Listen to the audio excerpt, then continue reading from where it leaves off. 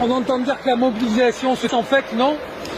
C'est les médias qui disent que la mobilisation se tasse. Nous, on est là depuis 14 semaines dans la rue, on est déterminés. Ce blocage d'aujourd'hui, même si on sait que la répression est de plus en plus forte, on montre qu'on est toujours présent. On a beau nous coller toutes les étiquettes, antisémites, extrême droite, extrême gauche. Nous, on est juste des personnes très déterminées et tout ce qu'on fait, c'est du bénévolat. Moi, j'ai 2 enfants à la maison, je bosse à temps plein et j'arrive à trouver du temps en pleine nuit pour venir faire des blocages et pour montrer qu'on est encore là.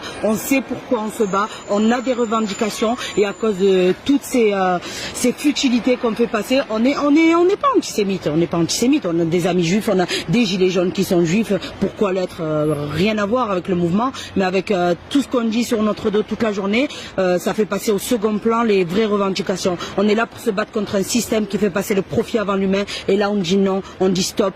Toutes les revendications sont sincères, on est là pour plus de justice sociale, plus de justice fiscale, plus de justice tout court. Quand on voit un François Fillon qui détourne 900 000 € d'argent public et qui se balade, qui se pavane carrément, un Cahuzac pareil qui n'a pas de peine de prison, et à côté de ça, on voit un SDF qui vole 2 paquets de pâtes et qui prend 3 mois de prison ferme parce qu'il a faim.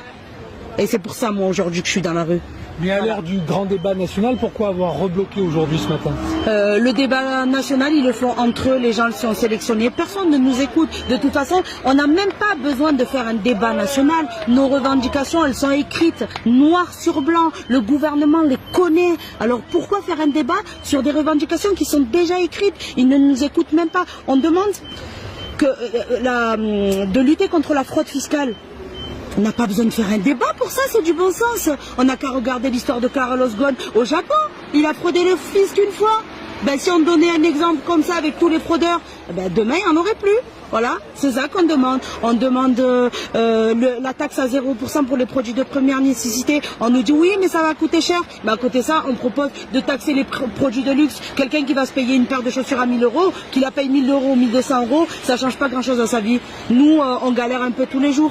Voilà, c'est tout ce qu'on demande. Et moi, j'en ai marre parce qu'on dit, le problème, c'est des riches. Si on leur met trop de taxes, eh ben, ils vont s'échapper. Non, mais il faut arrêter les délires. Faut arrêter les délires. On aime la France ou on l'aime pas. On dit aux pauvres, si vous aimez pas la France, vous partez. Eh ben, on dit pareil aux riches.